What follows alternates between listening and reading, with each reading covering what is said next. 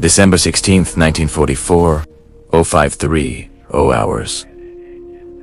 Lanzareth Ridge. Snow fell thick in the pre-dawn dark. The Ardennes forest stood silent.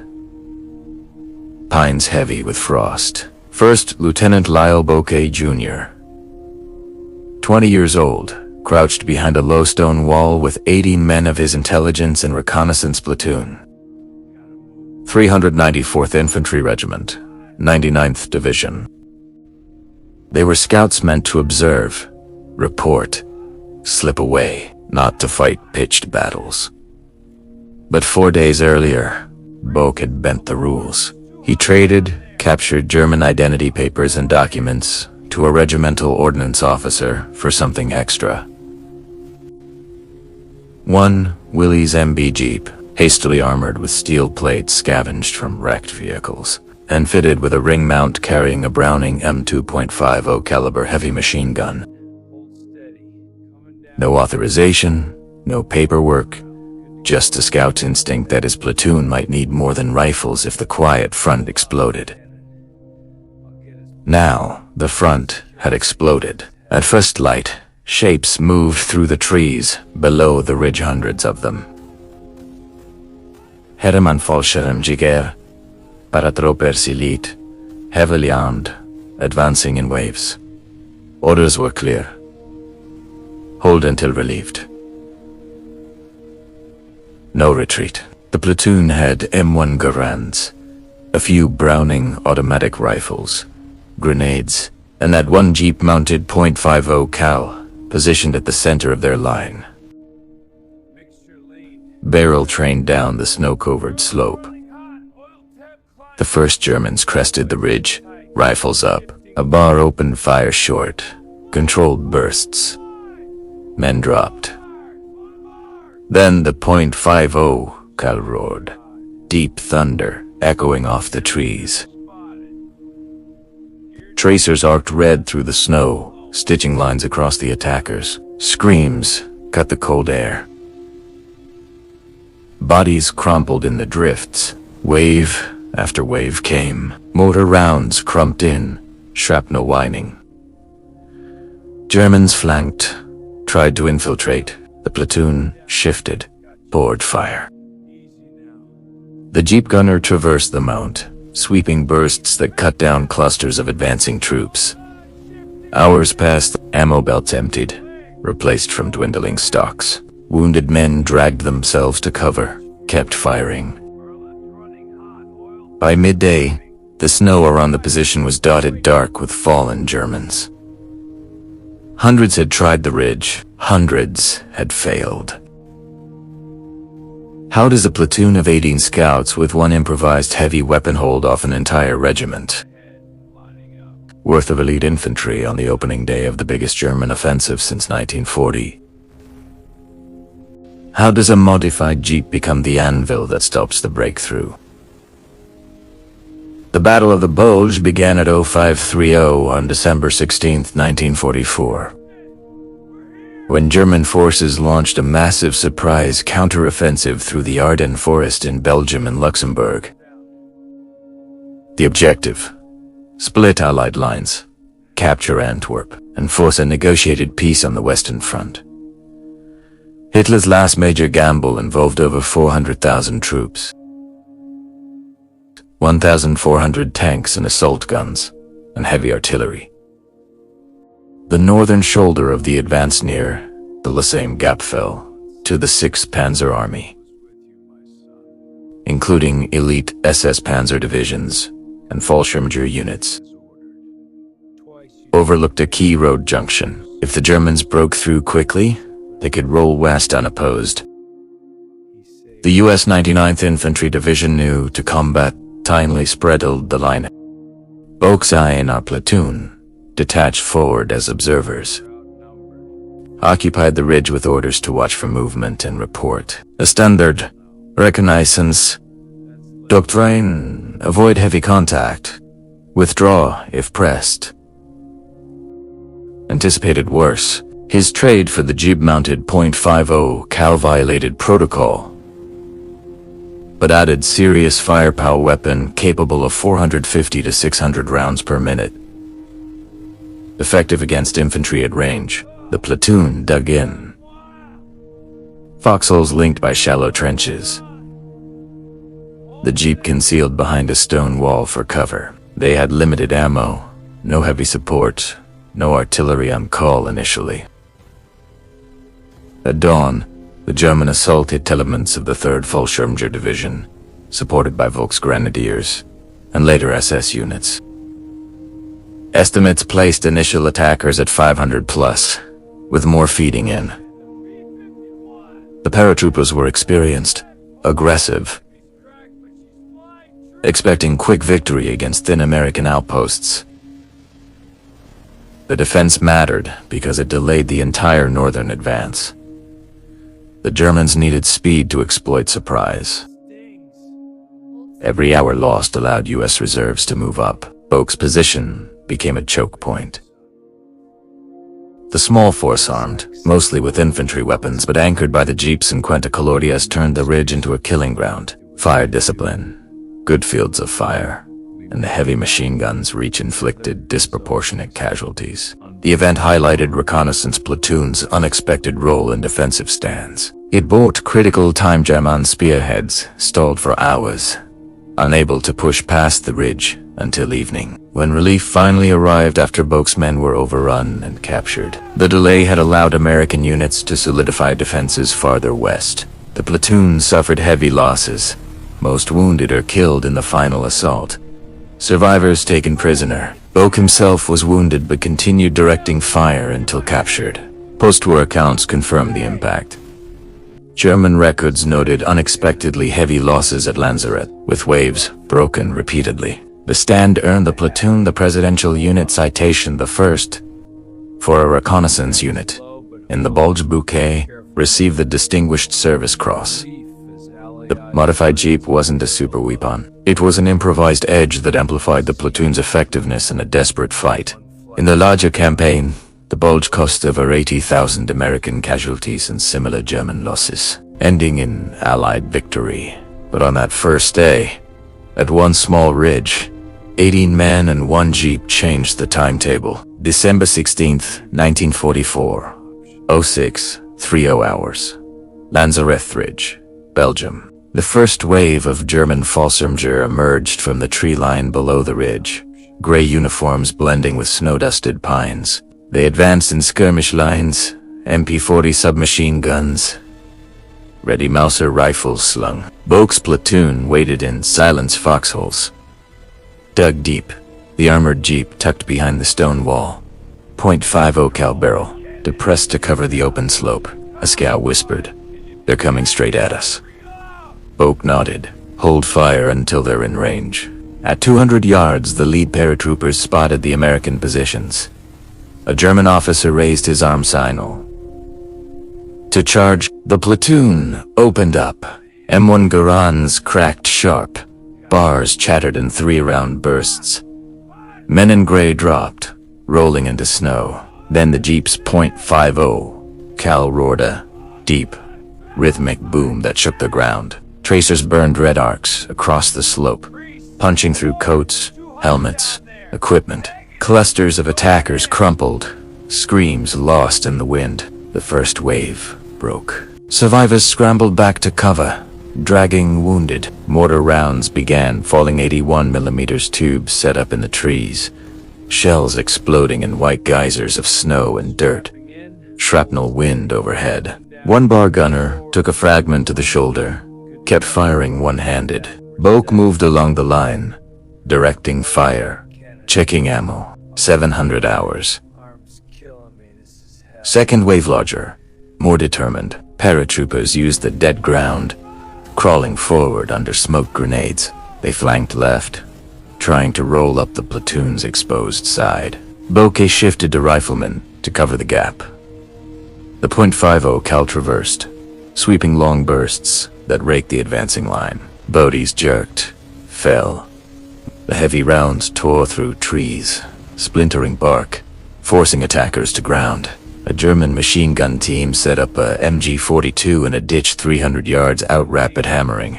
1,200 rounds per minute. Bullets chewed the stone wall, ricocheted off the Jeep's armor plates. One scout was hit in the leg, dragged to cover by his buddy. Boak crawled to the Jeep, helped reload the long belt.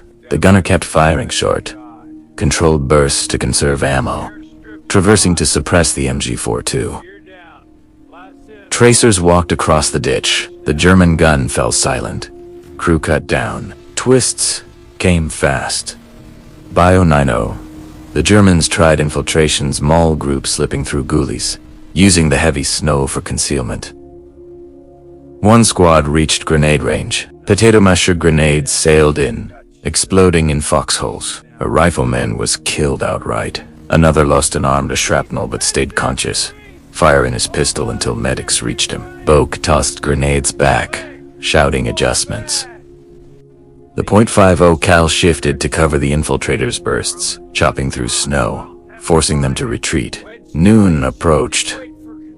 Ammo dwindled. Each man carried what he could: bandoliers for Garand's spare BAR magazines, linked belts for the .50.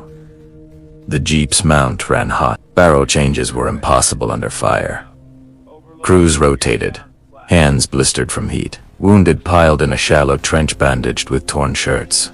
Morphine syrettes, used sparingly. Boak refused evacuation for himself when a fragment grazed his thigh. 1,300 hours. The Germans committed reserves elements of the 1st SS Panzer Division feeding in, supported by half-tracks and light armor probing the roads below. Infantry waves grew thicker. Mortar walked barrages closer, forcing the platoon to hunker. One shell landed near the Jeep blast, flipped it partially, wounding the gunner. Another man took over, bleeding from the face, but keeping the gun in action. The .50 cal continued firing, barrel glowing faintly from sustained use. Heroics unfolded quietly. A barman, legs shattered, propped himself against a tree, kept suppressing a flanking group until his weapon ran dry. Another scout used his last clip to cover a wounded comrade's withdrawal to better cover. Boak directed fire with calm precision, pointing targets, conserving rounds, reminding men to aim low. The ridge became a slaughter pen. German dead lay in rows down the slope, snow-stained dark for hundreds of yards. 1,500 hours. Light fading. The Germans pressed hardest final assault with bayonets fixed. Officers shouting. The platoon was down to half-strength wounded fighting from stretchers. Ammo critical. The .50 cal's last belts fed in. It hammered relentlessly, breaking charge after charge. Bodies, piled wear tracers, converged. Dusk settled. The Germans encircled the position. Out of grenades, low on rifle ammo. The .50 cal clicked empty. Boak ordered the remaining men to fix bayonets, if needed, but the attackers closed in overwhelming numbers, hand to hand.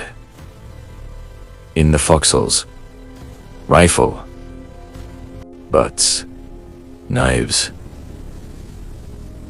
fists. Boak was clubbed unconscious.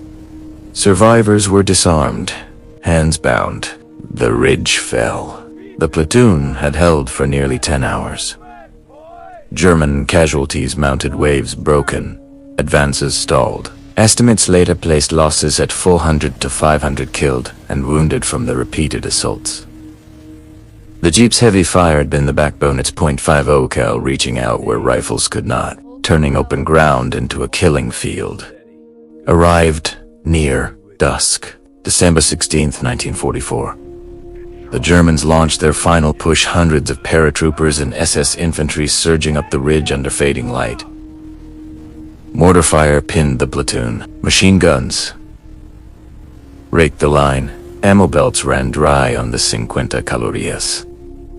The Jeep sat tilted from a near miss, guns silent for the first time in hours. Boak stood exposed, directing the last rifle fire. "Hold the line!" he shouted. A German squad broke through the left flank bayonets. Gleaming hand-to-hand fighting erupted. One American wrestled a paratrooper to the ground. Another fired point blank into an advancing group. Wounded men crawled to retrieve dropped weapons, firing until strength failed. The Germans closed a grenade range again. Explosions ripped through foxholes. Bouquet was struck in the head by a rifle, but vision blurred. Blood in his eyes. He kept swinging his carbine until overwhelmed. His men fought on some to the last round, others until bayonets forced surrender. The ridge was overrun. Survivors were rounded up, searched, marched off, under guard. Bouquet, semi-conscious, was dragged away with the others. The Germans paid dearly for the position. Bodies littered the slope, hundreds felled by disciplined rifle fire, bar bursts, and especially the sustained hammering of the .50 cal M2. The improvised mount on the Jeep allowed rapid traverse and high volume of fire, 450 to 600 rounds per minute, effective to 2,000 yards. It suppressed advances, broke formations, forced attackers to ground where follow-up rifle fire finished them. Without it, the platoon could not have inflicted such disproportionate casualties. Resolution came slowly. The captured men were marched to a collection point, then 2 POW camps. Bouquet spent months in Stalag camps, interrogated, starved, but survived. The delay at Lanzareth mattered. German spearheads stalled for critical hours on the opening day. The northern shoulder held longer than planned. American reserves moved into blocking positions west of the ridge. The breakthrough was blunted, contributing to the eventual failure of the Ardennes offensive. Postword records confirmed the impact. German after-action reports noted unexpectedly heavy losses at Lanzarote, waves shattered, timetable disrupted. U.S. Army historians documented the stand as a textbook small unit defense. The platoon received the Presidential Unit Citation, the first such award to a reconnaissance platoon in the Bulge.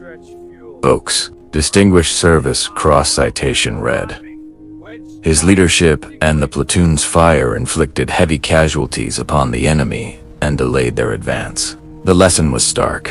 Small forces with good positions, fire discipline, and one heavy weapon could alter the course of a major battle. The modified Jeep wasn't factory armor or exotic tech, just steel plates and a .50 cal on a ring mount, but it multiplied the platoon's reach, courage under fire, refusal to break, and improvised firepower turned 18 scouts into a roadblock the Germans could not ignore. In the chaos of the Bulge's first day, when surprise favored the attacker, resolve and a single heavy machine gun bought priceless time. The ridge fell, but the delay rippled forward, helping stabilize the entire front. The survivors of Lanzareth Ridge spent the rest of the war in German POW camps. Lyle Bouquet Jr. endured Stalag Luft III and other facilities interrogations, forced marshes, hunger, bitter cold.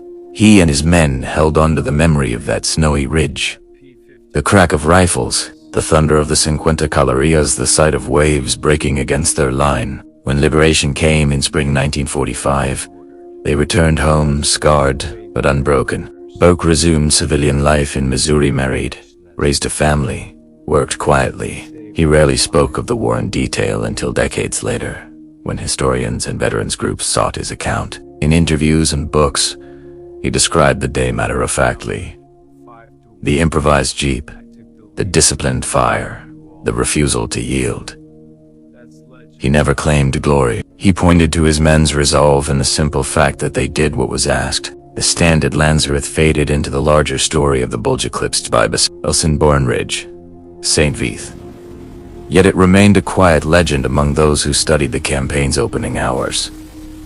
The ridge delayed the German timetable by critical time. The northern advance lost momentum. Reserves arrived, and the offensive unraveled. German records later acknowledged the unexpected resistance and heavy losses there. Bouquet received the Distinguished Service Cross in 1945. The platoon earned the Presidential Unit Citation. The modified Jeep steel plates and a heavy machine gun on a ring mount was, mentioned in passing, a small improvisation that punched far above its weight. It wasn't magic or superior technology. It was position, fire control, and men who stayed at their posts until the end. Years passed. Bouquet attended reunions, shared stories with fellow veterans. He lived into his 90s, passing away in 2016.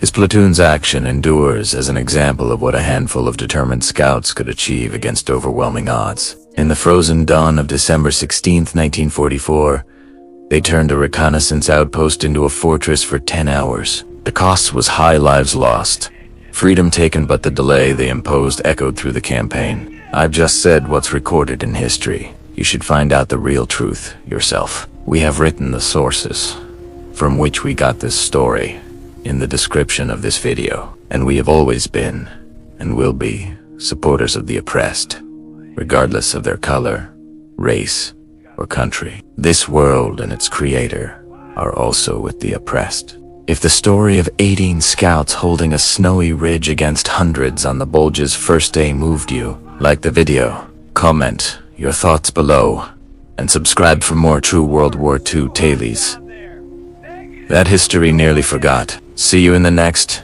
WW2 story.